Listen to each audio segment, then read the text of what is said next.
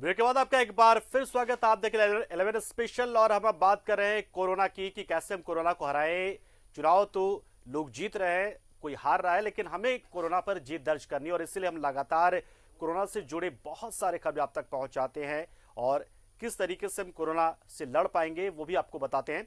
झारखंड में स्वास्थ्य सुरक्षा सप्ताह के बाद भी कोरोना कंट्रोल नहीं हो रहा है। शनिवार को कोरोना से 159 लोगों ने अपनी जान गंवा दी। शनिवार को राज्य भर में कुल 6,323 कोरोना संक्रमितों की पहचान की गई। राजधानी रांची में 45 कोरोना मरीजों की मौत हुई है। रांची में शनिवार को 1,377 लोग कोरोना संक्रमित हो गए। रात की बात यह है कि शनिवार को झारखंड में 4,770 जो कोरोना पॉजिटिव थे वो स्वस्थ हुए। झारखंड में संक्रमितों की संख्या अब 58,437 पर पहुंच गई, यानी कि एक्टिव केसेस जो हैं अब राज्य में वो 58,437 है। और इसी पर हमें जीत दर्ज करनी कि कैसे इस आंकड़े को हम शून्य तक पहुंचाते हैं। एक्टिव केसेस की संख्या जो है वो हम शून्य तक कैसे लेकर आए, इसी को लेकर इस वक्त झारखंड सरकार, आपदा प्रबंधन विभाग और हर एक शख्स लगा हुआ है, अपने अपने तरीके से लगा हुआ है इन सब के। और कोरोना को कैसे हराएं और कैसे इन आंकड़ों में कमी लाएं, इसको लेकर लगातार प्रयास किए जा रहे हैं, लेकिन सफलता मिल नहीं रही है। अब हम बात करते हैं सीधे हमारे सहयोगी सत्यव्रत किरण से, जो लगातार इनके विभिन्न पहलुओं को कवर कर रहे हैं और लगातार नई नई जानकारियां सामने लेकर आते हैं। उन कमियों को भी वो ढूंढ लाते हैं अपने कैमरे की नजर से और साथ ही साथ वो ये भी बताते हैं कि कहां पर चीजें थोड़ी सी अच्छी हुई है, थोड़ी सुधर रही हैं। अब सीधे रुख कर लेते हैं हमारे सहयोगी सत्यव्रत का। सत्यव्रत, लगातार आंकड़ों में जो है वो बढ़ोतरी ही हम दर्ज करते देख रहे हैं कि आंकड़े बढ़ रहे हैं, लगातार बढ़ रहे हैं, कमी आ नहीं रही है। स्वास्थ्य सुरक्षा सप्ताह का ये दूसरा चरण हम देख पा रहे हैं, स्वास्थ्य सुरक्षा सप्ताह 2.0, लेकिन आंकड़े उसी तरीके से बढ़ रहे हैं। वजह क्या हो सकती है? क्या कहते हैं चिकित्सक जिनसे आप रोजाना मिलते हैं?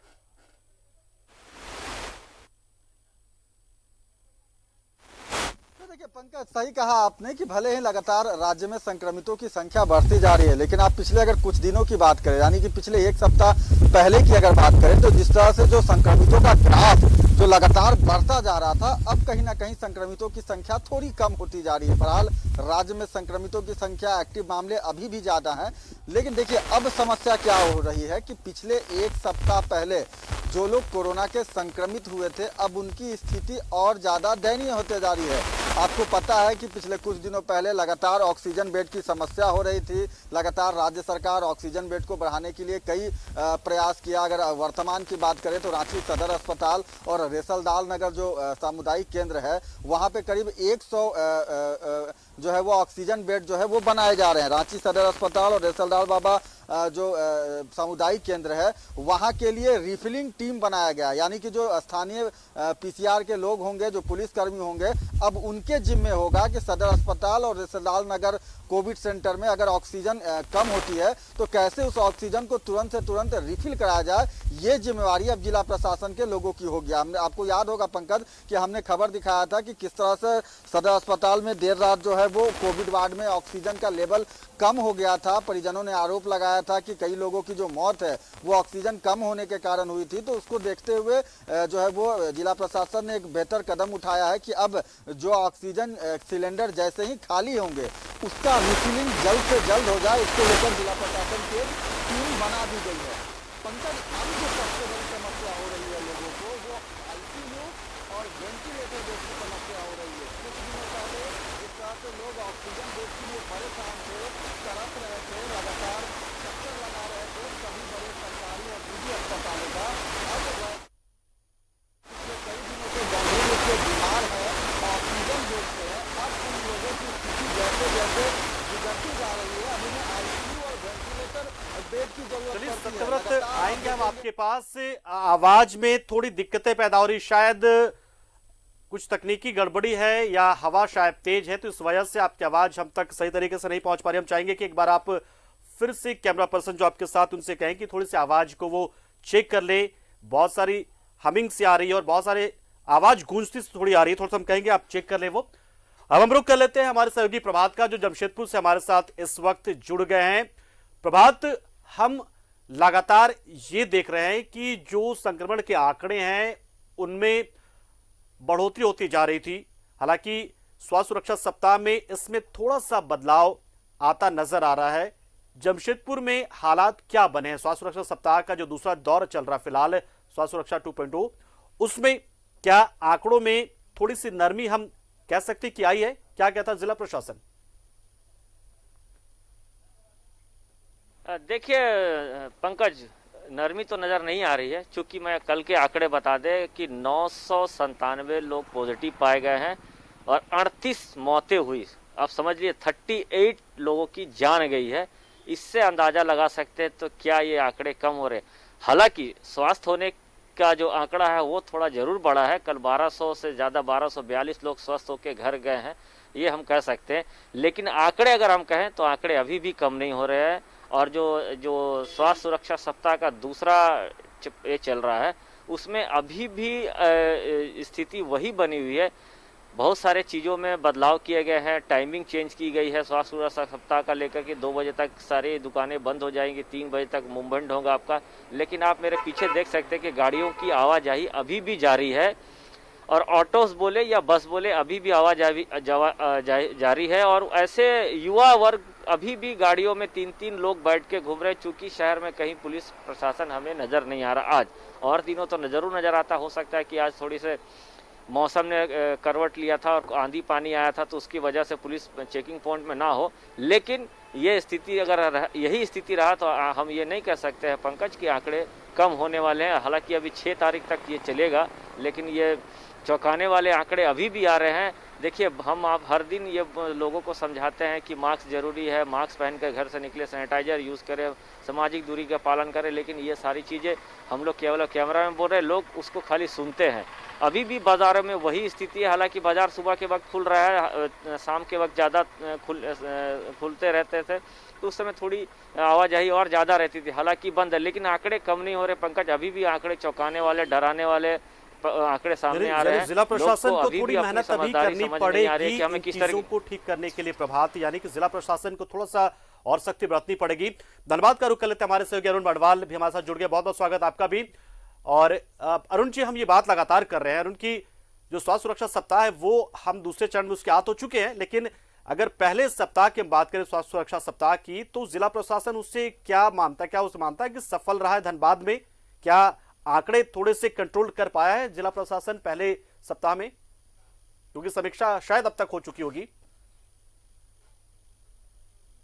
कहें तो जो सरकार का ये मिनी लॉकडाउन, ये स्वास्थ्य सुरक्षा सप्ताह का नाम दिया गया है, जिसे पहले सप्ताह में जहां पर देर रात 8 बजे तक की दुकानें खुली रखने का परमिशन था और उसमें शराब दुकानें भी खुली हुई थी, तो उसके बनिस्पत जो अभी स्वास्थ्य सुरक्षा सप्ताह 2.0 जो अभी जो चल रहा है, इसमें थोड़ी सी तो जरूर सख्ती दिखी है। जो सड़कों पे लोग नहीं दिख रहे हैं, लेकिन जो संक्रमितों की संख्या है वो उसमें कहीं कोई कमी नहीं है।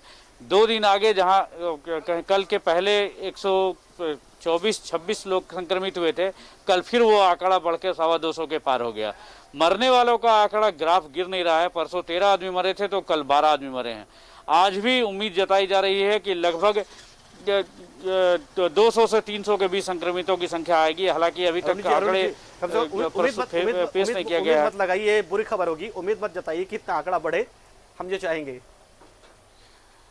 जी, निश्चित रूप से उम्मीद तो नहीं जताया जा रहा है, लेकिन जो स्थिति दिख रही है, क्योंकि अभी तक जो जिला प्रशासन ने जो 2 ट्रेनों और बसों की जो जांच होती है उसके जो आंकड़े दिए हैं, उसमें 924 में 24 ट्रेन से और लगभग 12 से 14 लोग बस से, जो बस से बाहर से लोग आए हैं, उनका वो 36 आंकड़ा तो अभी दिख गया। तो आप समझ सकते हैं जिस तरह अस्पतालों में बेड की तलाश हो रही है, लोग अस्पतालों के चौखट पे चौखट घूमते जा रहे हैं, अस्पतालों को नॉक करते जा रहे हैं, बेड नहीं मिल रही है। तो आप समझ सकते हैं स्थिति कितनी भयावह हो सकती है। तो लोगों को ये समझने की जरूरत है और सख्त होने का काम है। जो सख्त जो स्वास्थ्य सुरक्षा सप्ताह सरकार ने जो लागू किया है उसका सख्ती से अनुपालन करके ही हम इसको तोड़ सकते हैं। लेकिन वैसा अमूमन देखा नहीं जाता है। जो बंद के बावजूद लोग बेपरवाह तरीके से सड़कों पर हैं। हालांकि पुलिस हर एक चौक चौराहे पे आपको खड़ी मिल जाएगी, लेकिन जो सख्ती होना चाहिए वैसा दिखता नहीं है। इसके पीछे कारण भी है, चूँकि ऑटो का परिचालन पूरी तरह से सुचारू है। अनावश्यक लोग घूमते देखे जा सकते हैं। जिससे ऑटो चल रही है तो लोग आप कुछ भी कह के, कुछ भी बहाना करके जो यहाँ से उधर जाना है उनको अपने घर जाना है, बैठ के इधर से उधर अपना घूमने का काम करते हैं। तो जब तक इस पर थोड़ी पाबंदी नहीं होगी, सख्ती नहीं होगी, तब तक इसको नियंत्रित करना थोड़ा कठिन है जी। बिल्कुल अरुण, आपने बहुत सही बात यहाँ पर कही कि ठीक है कि हमने थोड़ी सी छूट दी है कि आवागमन जो है 3 बजे तक हो, लेकिन बावजूद जो बहाना बनाकर लोग घूम रहे हैं, क्योंकि सरकार ने ये भी साफ कहा है पुलिस कर्मियों से, ट्रैफिक पुलिस से भी कि आप ठीक है कोई लोग जा रहे हैं आप उससे पूछ सकते हैं, लेकिन आप सख्ती नहीं बरत सकते, प्रूफ नहीं मांग सकते, तो ये थोड़ी सी सख्ती बरतनी जरूरी होगी। हम रुक करते हमारे सहयोगी सत्यव्रत का। सत्यव्रत, देखिए जमशेदपुर में स्वास्थ्य सुरक्षा सप्ताह का बहुत ज्यादा असर नहीं पड़ा है, धनबाद में भी आंकड़े बढ़ ही रहे हैं, लेकिन रांची में आपने कहा कि थोड़ी स्थिति बदली है, और अब जबकि जो दूसरा चरण है वो चूंकि 3 बजे तक का उसमें आपको परमिशन मिला है, आगमन का मिला है, तो इस सप्ताह में शायद इस सप्ताह की समीक्षा करें तो हमें शायद कुछ फायदा हो सकता है क्या? क्योंकि आंकड़े अगर हम देखें बात करें तो जमशेदपुर भी लगभग रांची की तरह ही दिखने लगा हाल फिलहाल के दिनों में।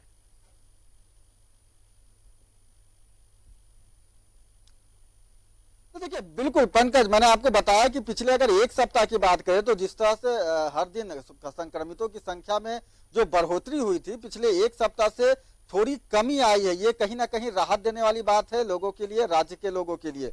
लेकिन लगातार राज्य सरकार प्रयास कर रही है, लॉकडाउन लगाया गया और कहीं ना कहीं लॉकडाउन का फायदा होता हुआ दिख रहा है, क्योंकि पिछले अगर एक सप्ताह पहले की अगर बात करेंगे तो लगातार संक्रमितों की संख्या में गिरावट आ रही है, लेकिन फिर भी यह संख्या ज्यादा है और इसको लेकर लोगों को जागरूक होने की जरूरत है। राज्य सरकार ने लॉकडाउन लगाया है, लोग लॉकडाउन का पालन करें, क्योंकि लॉकडाउन जो है एक बेहतर विकल्प है संक्रमण को रोकने के लिए, संक्रमण को अपने जगह पर पैक करने के लिए। एक महत्वपूर्ण सूचना मैं आपको दे देता हूं पंकज कि अभी से थोड़ी देर पहले NRHM यानी कि नेशनल रूरल हेल्थ मिशन के द्वारा जो है वो रांची के सदर अस्पताल को बी टाइप यानी कि जो छोटा सिलेंडर ऑक्सीजन सिलेंडर होता है वो 100 सिलेंडर दिए जाने हैं, और वहीं जो जंबो यानी कि 40 लीटर का जो बड़ा ऑक्सीजन सिलेंडर होता है वो 500 ऑक्सीजन सिलेंडर दिए जाएंगे। तो इस कोरोना के महामारी में एक राहत भरी खबर है रांची के लोगों के लिए कि ऑक्सीजन की समस्या नहीं होगी।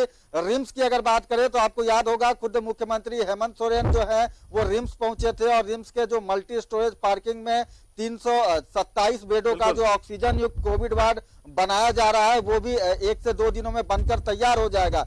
लेकिन पंकज फिर मैं वही बात दोहराना चाहूंगा कि देखिए अब ऑक्सीजन बेड की भले ही किल्लत जो है वो धीरे धीरे खत्म हो रही है, लेकिन कहीं ना कहीं राज्य सरकार, स्वास्थ्य विभाग और जिला प्रशासन को चाहिए कि ICU और वेंटिलेटर के बेड की भी व्यवस्था करे, क्योंकि अगर कल की अगर बात करें, बीते दिन की अगर बात करें तो पूरे राज्य में 150 से ज्यादा लोगों की मौत हो गई, कोरोना के संक्रमित थे, और सबसे ज्यादा जो मौत का आंकड़ा है वो रांची शहर का था, और उनमें से ज्यादातर वैसे लोग थे जो कि संसाधनों के अभाव में जिनकी मौत हुई है। तो अब जो लोग हैं उन्हें ऑक्सीजन बेड के साथ साथ ICU और वेंटिलेटर बेड की लगातार रिक्वायरमेंट हो रही है, तो इन व्यवस्थाओं पर भी ध्यान देने की जरूरत है। कई ऐसे सदर अस्पताल हैं झारखंड के जहां पर अभी भी कई वेंटिलेटर बेड जो हैं वो बेकार पड़े हैं, वैसे में जरूरत है कि उन वेंटिलेटर बेडों को इकट्ठा किया जाए। रिम्स में कई वेंटिलेटर बेड हैं जो कि दूसरे विभाग के लिए चल रहे हैं, तो फिलहाल कोरोना को देखते हुए जरूरत है कि उन वेंटिलेटर जो बेड हैं उन्हें भी कोविड के रूप में विकसित किया जाए, क्योंकि लगातार आप हर दिन देखेंगे कि जो लोग पिछले 10 दिनों पहले बीमार पड़े थे, आपको पता है पंकज की जो यह दूसरा स्ट्रेन है वो लोगों को काफी प्रभावित कर रहा है, लोगों को ज्यादा से ज्यादा बीमार कर रहा है, और वैसे लोग जो पिछले कुछ दिनों से ऑक्सीजन बेड पे हैं, विभिन्न अस्पतालों में हैं, उनकी स्थिति लगातार गिरती जा रही है, और वैसे लोगों को ICU और वेंटिलेटर बेड की जरूरत पड़ रही है। अहम जानकारी आपने यहाँ पर दी है और सत्यव्रत, और ये कोशिश होनी चाहिए सरकार की, ठीक है लॉकडाउन हमने एक तरह से मिनी लॉकडाउन लगाया है स्वास्थ्य सुरक्षा सप्ताह के तौर पर, लेकिन जो अपनी ताकत है बाकी हिस्से की हम कहें उस ताकत को स्वास्थ्य विभाग के तमाम उन कमियों को दूर करने में भी लगाना चाहिए। प्रभात का रुख करते प्रभात, अगर हम बात करें यहाँ पर स्वास्थ्य सुरक्षा सप्ताह की, तो स्वास्थ्य सुरक्षा सप्ताह जो 2.0 चल रहा है वो तो चलिए जब एक सप्ताह चल जाएगा यानी कि 6 मई जब हो जाएगी तब हम तय करेंगे कि क्या उसका फायदा मिला है कि नहीं मिला है, क्योंकि इसमें जो समय अवधि है वो घटाई गई है, 3 बजे तक की मोमेंट रहता है। इस दौरान जो आपका जिला प्रशासन है जमशेदपुर का और स्वास्थ्य विभाग है, क्या वो व्यवस्थाओं को मजबूत कर पाने में कामयाब रहा है, क्योंकि ताकत आपकी अब लग रही उन चीजों में लग रही है और लगातार आपको वो तमाम संसाधन जुटाने को कहा जा रहा है, तो इसका असर क्या हुआ है? पिछले 2-3 दिनों की बात करें तो व्यवस्थाएं थोड़ी सी चाक चौबंद मजबूत होती नजर आई आपको? पंकज, जो व्यवस्थाएं हैं सरकार के द्वारा, जिस तरीके से पिछले दिनों कहा गया था कि जो ऑक्सीजन युक्त बेड को बढ़ाने के लिए, तो वो चीज़ तो नज़र आ रहे हैं, चाहे वो हम सदर अस्पताल की बात करें या एमजीएम अस्पताल की बात करें या फिर अन्य अस्पतालों में जहां बेड बढ़ाने की बात की, ऑक्सीजन युक्त बेड बढ़ रहे हैं। लेकिन सबसे ज़्यादा अगर हम दिक्कत का सामना करना पड़ रहा है अब लोगों को, जो वेंटिलेशन नहीं है। टीएमएच ही एक ऐसा अस्पताल लगता है जिसके पास आईसीयू बेड अवेलेबल है और टाटा मोटर्स के पास। इसके अलावा आपको सरायकेला खरसावा में आपका ब्रह्मानंद है, वहाँ आईसीयू बेड है। अब लोगों को वेंटिलेशन की ज़्यादा जरूरत पड़ रही है, ना कि गैस की, ऑक्सीजन की जरूरत तो पड़े, लोग घरों में भी ऑक्सीजन लेकर अपने आप को आइसोलेट करके अपना डॉक्टर की सलाह से अपनी देख रेख कर रहे हैं। लेकिन अभी आने वाले दिनों में 2-3 दिनों में सबसे ज़्यादा अगर हम लोगों के पास फ़ोन आ रही है कि वेंटिलेशन की ज़रूरत पड़ रही है, लोगों को आईसीयू की ज़रूरत पड़ी है, ये कहीं ना कहीं कमी है। चूँकि ऑक्सीजन युक्त बेड तो बढ़ा दिए गए हैं, चाहे वो आप सदर अस्पताल, एमजीएम या फिर मेडिका में जो बढ़ाए गए हैं, मेडिका में और 25 बेड बढ़ाए गए हैं। सदर अस्पताल में सरकार के जो गाइडलाइन था 50 बढ़ाना था, उसके बाद फिर 50 फिर और बढ़ाया गया, फिर अभी और 50 बढ़ा दिया गया, तो 150 बेड तो कर दिया गया, लेकिन बेड ऑक्सीजन युक्त किया जा रहा है। लेकिन जो पेशेंट आ रहे हैं वो कहीं ना कहीं ज्यादा क्रिटिकल हो जा रहे हैं, उन लोगों को वेंटिलेटर और आईसीयू की जरूरत हो रही है। बहुत सारे ऐसे भी पेशेंट हैं जो वेंटिलेटर नहीं मिल पा रहा है या ज्यादा क्रिटिकल बना दे रहा है मरीजों को। बिल्कुल प्रभात, धनबाद कभी रुक कर लेते। अरुण जी, लगातार धनबाद से तो अच्छी खबरें आ रही क्योंकि वहां पर व्यवस्थाएं मजबूत होती आ रही थी। फिलहाल क्या स्थिति है, हम वहां बात करें तो ऑक्सीजन बेड और आईसीयू की और वेंटिलेटर वाले बेड, सपोर्टेड बेड की क्या स्थिति फिलहाल अभी? देखिए पंकज, जो जैसा कि बता रहा था, सदर अस्पताल जो धनबाद का है, जहां 60 बेड आईसीयू के बनने हैं, जो पूरी तरह से जो वेल और एडवांस टेक्नोलॉजी के जितने जीवन रक्षक उपकरण हैं उसके साथ लैस है। इसमें वेंटिलेटर भी है, इसमें आप कहें तो दूसरे जो जीवन रक्षक जो उपकरण होते हैं वो भी हैं। तो आज कल देर रात इसको तो जिला प्रशासन ने एकदम पूरी सख्ती से लागू करा दिया और सेवा में, लोगों की सेवा में लगा भी दिया है। और जैसा कि सूचना मिल रही है, अभी लगभग 60 बेड जो है वो करीब करीब फुल हो गया है। और इसके अलावा जिला प्रशासन ने एक और निर्णय लिया है कि वहाँ पे परसों तक तो जो वहाँ पे जो कोविड का टेस्ट जो होता था उसको शिफ्ट करा दिया कला भवन में यहाँ पे। और आज उपायुक्त निरीक्षण के बाद यहाँ जो वैक्सीनेशन का काम चल रहा था उसको भी शिफ्ट करा दिया गया रेड क्रॉस बिल्डिंग में। तो चूंकि वो जो एरिया है वो ऑक्यूपाई हो गया था इन सब चीज़ के लिए, उसको फ्री करा दिया गया है जिला प्रशासन ने। और अब ऐसी जो लग रही है जिला प्रशासन योजनाबद्ध तरीके से काम कर रहा है और वो जो खाली पड़े हैं स्पेस है वहाँ भी बेड लगाने का काम किया जाएगा। तो ये जिला प्रशासन की पहल है। और इसके अलावा आज ही उपायुक्त से हमारी बात हुई पंकज, जिसमें उन्होंने कहा कि अगला चरण में उनका जो लक्ष्य है वो जो SNMMCH का जो कैथ लैब है उसमें लगभग 150 बेड जो ऑक्सीजन सपोर्टेड और आईसीयू दोनों मिलाकर तैयार होंगे। और वो भी, उस पर भी पहल हो गई है। आईसीयू बेड की जहाँ तक बात करें तो उस पर काम भी बहुत आगे तक बढ़ चुका है। नॉन आईसीयू वाले बेड जो ऑक्सीजन सपोर्टेड बेड होंगे उस पर थोड़े दिन बाद काम स्टार्ट होगी। लेकिन उन्होंने ये बात का आश्वस्त किया है कि जल्द ही ये भी 150 बेड चालू हो जाएंगे। बिल्कुल, बहुत जरूरी है कि इन चीजों को हम जल्द से जल्द दुरुस्त कर ले, ताकि जो संक्रमण बढ़ा है और जो मरीज क्रिटिकल कंडीशन बढ़ते जाएंगे उन्हें उनकी आवश्यकताएं थोड़ी सी बढ़ती जाएगी। बहुत बहुत शुक्रिया सत्यव्रत आपका, प्रभात आपका और अरुण बंडवाल जी आपका भी बहुत बहुत शुक्रिया। आपने तमाम जानकारियां अलग अलग जगहों से दी और बताया कि किस तरीके से व्यवस्थाएं की जा रही है, लेकिन व्यवस्थाएं चरमरा जाती क्योंकि संक्रमण बढ़ रहा है। तो ऐसे में अभी स्वास्थ्य सुरक्षा सप्ताह जो सरकार चला रही है या मिनी लॉकडाउन आप इसे कह ले, उसमें भी आप तमाम नियमों का पालन करें ताकि संक्रमण को हम घटा सके, रोक सके, ताकि अस्पतालों पर दबाव थोड़ा कम पड़े और लोगों को जो वहां इलाज करा रहे हैं उनको थोड़ी सहूलियतें ज्यादा मिल सके। बहुत बहुत शुक्रिया आप तमाम लोगों का। और फिलहाल इस बुलेटिन में 11 स्पेशल में इतना ही, लेकिन खबरों का सिलसिला न्यूज़ 11 भारत पर चलता रहेगा। नमस्कार।